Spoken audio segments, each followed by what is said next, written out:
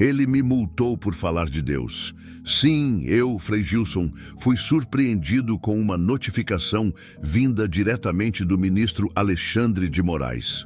A justificativa? Minhas palavras, ditas com fé e convicção, estavam ultrapassando os limites do aceitável. E ali, meus irmãos, tudo parecia perdido. Mas o que aconteceu depois? Nem ele, com toda a sua autoridade, esperava. E quando a mão de Deus se move, nem a mais alta corte consegue impedir o propósito divino. Quer saber como tudo se transformou? Fica comigo nessa história. Meus irmãos, quando recebi aquela notificação oficial, meu coração apertou. Era uma multa, uma ordem, vinda diretamente do ministro Alexandre de Moraes. O motivo? Eu ter falado de Deus. Sim, simplesmente isso. Nada de política, nada de ataque. Apenas fé, palavra viva, evangelho. Naquele instante, confesso que meu espírito se abalou. Eu me perguntei, Senhor, até quando? Até quando os servos de Deus serão silenciados? Até quando a palavra será tratada como ofensa? Respirei fundo, dobrei meus joelhos e falei com o céu. Era um momento difícil. Muitos disseram para eu ficar quieto, que era melhor aceitar, pagar a multa e seguir em frente. Mas meu coração dizia o contrário. Era como se o Espírito Santo me queimasse por dentro, dizendo, essa luta não é sua, é minha. Fui orar, fui buscar direção. E ali, no silêncio da minha cela, Deus falou comigo. Fale, meu filho, testemunhe, use aquilo que te dei, sabedoria, discernimento e a paz que excede todo entendimento. Naquele momento eu entendi. Não era contra mim, era contra aquele que me enviou. E se era assim, eu não tinha escolha a não ser me levantar. E foi o que fiz, com fé, com coragem, com verdade. Dias depois, me apresentei diante da justiça, de terno simples, cruz no peito e Bíblia no coração. Não fui com advogado renomado, nem com um batalhão de juristas. Fui com a palavra, fui com Deus. E o que aconteceu ali, irmãos, mudou tudo. Quando entrei naquele tribunal, tudo parecia já decidido. Os olhares eram pesados, os sussurros ecoavam como julgamentos silenciosos. Na mesa à frente, a promotoria me olhava com indiferença, como se eu fosse só mais um acusado, alguém que havia ultrapassado os limites do aceitável. Mas eu não estava ali para me defender, eu estava ali para defender algo maior, a liberdade de professar minha fé, de anunciar a esperança, de dizer ao mundo que existe um Deus que salva, cura e transforma, um Deus que não pode ser calado por decreto. O juiz, ao abrir a sessão, foi direto. Mencionou os artigos, os incisos, as normas jurídicas que, segundo ele, eu teria violado. O motivo? Eu havia feito uma pregação em praça pública, na cidade de Aparecida, e parte dela repercutiu nas redes sociais. Nele, eu dizia que o Brasil precisava se voltar para Deus, que estávamos vivendo tempos de escuridão moral e espiritual, e por causa disso, disseram que eu havia ultrapassado os limites da liberdade religiosa. Me acusaram de discurso incompatível com a ordem pública. Foi essa a expressão usada. Mas, irmãos, desde quando anunciar o Evangelho virou um crime? Respirei fundo, olhei para o magistrado com respeito e pedi a palavra. Disse, meritíssimo, estou aqui como homem de fé. Não vim afrontar nem desafiar, mas vim testemunhar. Eu não me escondo atrás de argumentos vazios. Trago comigo a verdade que liberta. E o que falei naquela pregação foi o que está escrito na Bíblia. E se o Senhor achar que isso merece punição, então que eu seja punido. O ambiente ficou tenso. Vi que o próprio juiz ficou desconcertado. Ele não esperava uma postura assim.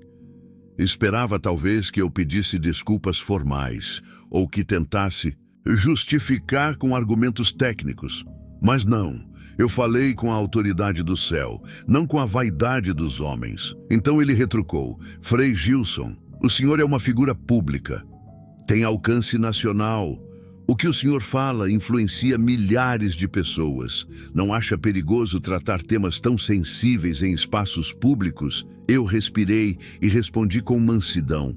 Meritíssimo. Jesus também era uma figura pública e ele foi até os lugares mais perigosos, falou com pecadores, entrou em casas mal vistas, foi às ruas. Ele não se calou diante do medo, e eu não posso me calar, porque não falo em nome de mim mesmo, falo em nome daquele que me chamou. A plateia do tribunal estava em silêncio, até os advogados cochichavam menos, e percebi que algo estava mudando ali. Não porque eu tinha um discurso bonito, mas porque a presença de Deus estava naquele lugar. A promotora então se levantou e tentou inverter a narrativa. Disse que em tempos como os nossos é essencial que líderes religiosos evitem polarizações e discursos que possam soar ofensivos às diversidades culturais e sociais. Foi aí que Deus me deu sabedoria. E eu disse: a palavra de Deus não é ofensiva. Ela é cura, é luz. Mas a luz, quando entra, incomoda os que estão nas trevas. O problema não está na luz, está em quem não quer vê-la. Se falar de arrependimento incomoda, talvez seja porque precisamos mais do que nunca dele. O juiz ficou em silêncio. Folheou alguns papéis. Parecia pensar. Eu podia ver em seus olhos que ele estava refletindo, não apenas como jurista, mas como homem, talvez como pai, como alguém que lá no íntimo sabia que aquilo que eu dizia carregava um peso maior. Foi então que ele disse algo que me marcou profundamente. Frei Gilson, o senhor está sendo multado por infringir uma norma judicial, mas confesso que ouvindo o senhor falar, fico dividido. Porque vejo em suas palavras algo que escapa ao controle jurídico. Vejo fé, e isso, confesso, é difícil de julgar. Naquele momento, irmãos, eu entendi que não era sobre mim. Era sobre o nome de Jesus sendo glorificado ali, diante de autoridades humanas. Era Deus tocando corações, e ele começou pelo homem mais improvável da sala. Quando ouvi aquelas palavras vindas do juiz, meu coração se encheu de temor e também de esperança, porque ali estava um homem formado pelas leis dos homens, mas que naquele instante se viu diante da lei maior, a de Deus. Eu percebi que o Espírito Santo estava agindo, e quando ele age, não há argumento humano que prevaleça. Na sala, o silêncio era profundo. Era como se todos estivessem tentando entender o que estava acontecendo. E a verdade é que ninguém esperava que um simples frei, sem advogado famoso, sem equipe de defesa, pudesse colocar uma audiência inteira para refletir sobre fé e justiça. O juiz, então, voltou a olhar os autos e disse que, diante da repercussão do caso, consultaria outras instâncias sobre a legitimidade da multa aplicada. E enquanto ele fazia isso, permitiu que eu falasse mais. E foi aí que, tomado por uma ousadia santa, eu abri a Bíblia que levava comigo. Sim, levei a palavra comigo para dentro do tribunal. E li um versículo em voz firme. Bem-aventurados os que são perseguidos por causa da justiça, porque deles é o reino dos céus. Mateus 5:10. Quando terminei de ler, houve um leve burburinho. Vi que alguns ficaram incomodados, mas outros, como um segurança ao fundo da sala e uma senhora que parecia ser funcionária do local, baixaram a cabeça em reverência. Nesse momento, senti que Deus estava fazendo mais do que me defender. Ele estava tocando almas, transformando o ambiente. Aquela sala fria, cheia de formalidades, agora tinha se tornado um campo de batalha espiritual. E o céu estava vencendo. A promotora tentou me interromper. Meritíssimo, isso aqui não é um culto religioso. Estamos diante de um processo judicial e não de um sermão. Mas o juiz, para surpresa de todos, respondeu com um tom sereno. Doutora, ele tem o direito de se expressar. Estamos tratando de um caso que envolve liberdade religiosa. Se o réu deseja usar sua Bíblia como base de defesa moral e espiritual, que seja permitido. Naquele momento, quase não consegui conter as lágrimas. Não de tristeza, mas de gratidão. Porque era Deus quem estava tocando aquele juiz. Era Ele que estava me dando espaço para falar. Eu não estava mais sendo julgado. Eu estava pregando. Continuei. Senhor juiz, eu não sou político, não sou ativista. Sou apenas um servo. E o que eu faço é o que todo cristão deveria fazer. Anunciar a verdade, mesmo quando ela incomoda. Porque o mundo precisa da verdade. O mundo está cansado de mentiras disfarçadas de modernidade. Me virei ligeiramente para o público da sala e falei: irmãos, vocês acham justo calar um homem por anunciar a paz? Vocês acham certo multar alguém que diz que Deus ama todos e quer que todos sejam salvos? Um homem do fundo murmurou: não. E outra voz, mais próxima, disse: ele só falou a verdade. O juiz bateu o martelo suavemente, pedindo ordem, mas o impacto já havia sido feito. Nesse instante, algo ainda mais inesperado aconteceu. Um jovem advogado que estava apenas como ouvinte da audiência se levantou. Ele pediu a palavra, disse que não representava nenhuma das partes, mas que, como cristão e estudioso do direito, se sentia no dever moral de falar. E com permissão do juiz, ele disse: meritíssimo, essa multa, além de juridicamente questionável, é moralmente injusta. O que o Frei Gilson está enfrentando é um reflexo de algo maior. A crescente tentativa de silenciar a fé. E se hoje é ele, amanhã pode ser qualquer um de nós. A promotora protestou, mas o juiz pediu que ela deixasse o rapaz concluir. E ele concluiu com uma frase que jamais esquecerei. Quando a fé é censurada, a liberdade começa a morrer. A sala inteira ficou em silêncio. O juiz se recostou na cadeira. Parecia impactado. Fez uma pausa longa, pegou sua caneta e escreveu algo. Depois levantou os olhos e disse: este tribunal precisa de tempo. A multa aplicada será suspensa até nova avaliação. E esse caso será levado ao Conselho Superior de Liberdades Individuais, pois não podemos tratar fé como crime. Irmãos, eu não gritei, não vibrei, apenas fechei os olhos e agradeci em oração, porque Deus tinha vencido, não por mim, mas por todos os que creem, por todos os que anunciam a verdade e são perseguidos por isso. Ali, naquele tribunal, a glória de Deus foi manifesta. E até quem não cria teve que reconhecer: há algo maior do que os homens podem explicar. Após a suspensão da multa e a decisão de encaminhar o caso ao Conselho Superior, eu saí daquele tribunal com uma certeza no coração. Deus havia me conduzido até ali com um propósito maior. Não foi fácil. Fui humilhado publicamente. Fui acusado de intolerância, de ultrapassar os limites do discurso religioso, de incitar sentimentos que não condizem com a modernidade. Mas, no fundo, tudo o que eu fiz foi falar de Deus. E isso, para alguns, infelizmente, é um incômodo. Mas a verdade nunca se molda ao gosto da maioria. A verdade é a verdade, ontem, hoje e eternamente. Quando saí pelas portas daquele tribunal, havia uma multidão do lado de fora. Repórteres, curiosos, fiéis, descrentes. Um silêncio pairava no ar, como se todos estivessem esperando algo.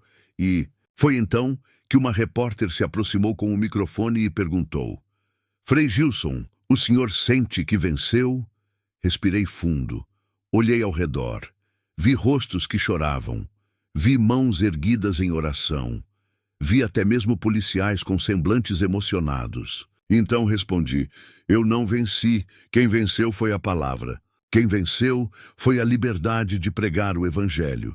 Quem venceu foi o amor de Deus, que jamais será silenciado. Porque enquanto houver um coração crente, haverá uma voz que proclama. A multidão aplaudiu. mas eu não via aquilo como um aplauso a mim. Aquilo era um testemunho. Era como se cada palma dissesse: eu creio, eu também não vou me calar. Mais tarde, enquanto refletia sozinho em meu quarto, recebi uma ligação inesperada. Era um dos secretários do próprio Alexandre de Moraes. Ele disse de forma respeitosa: Frei Gilson, o ministro leu sua declaração e ficou impressionado com o embasamento jurídico e, principalmente, com sua postura. Ele pediu para transmitir que, apesar das diferenças de interpretação, reconhece que o Senhor demonstrou grande sabedoria. Fiquei em silêncio por um momento e então respondi: a sabedoria não é minha, é dom de Deus. Tudo o que fiz foi escutar sua voz e confiar. Ele agradeceu e desligou. Fiquei ali, sentado na cama, segurando o terço em uma mão e a Bíblia na outra. E naquele instante entendi que a missão não havia terminado. Na verdade, ela estava apenas começando, porque eu sabia que agora muitos outros viriam me procurar, não só para dizer que concordavam comigo, mas também para pedirem ajuda, oração, direção. Eu tinha aberto um caminho, e com isso vinha responsabilidade. Recebi centenas de mensagens nos dias seguintes. Uma delas me marcou profundamente.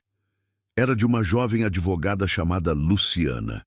Ela dizia: Frei, eu pensei em desistir do direito, porque achava que não havia mais espaço para a justiça verdadeira. Mas o que o senhor fez naquele tribunal reacendeu minha fé. Agora sei que posso lutar com coragem.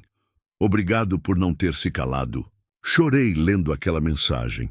E então me lembrei de uma das passagens que mais me conforta. Quando vos entregarem, não vos preocupeis quanto ao que haveis de falar, porque naquele momento vos será dado o que dizer. Pois não sois vós que falais, mas o Espírito do vosso Pai é quem fala em vós. Mateus 10, 19 e 20. Sim, irmãos, Deus falou por mim. Ele me usou naquele tribunal como instrumento.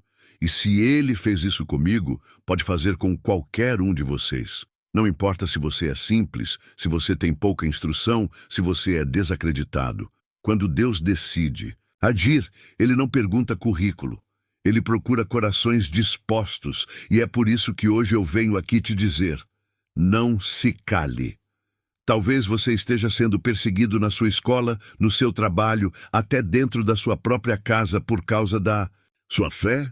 Talvez estejam tentando fazer você duvidar, recuar, se envergonhar de ser cristão.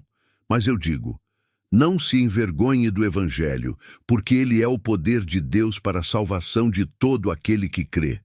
Se eu tivesse me calado naquele tribunal, talvez hoje estivessem usando o meu silêncio como prova de que os cristãos devem se curvar. Mas eu escolhi falar.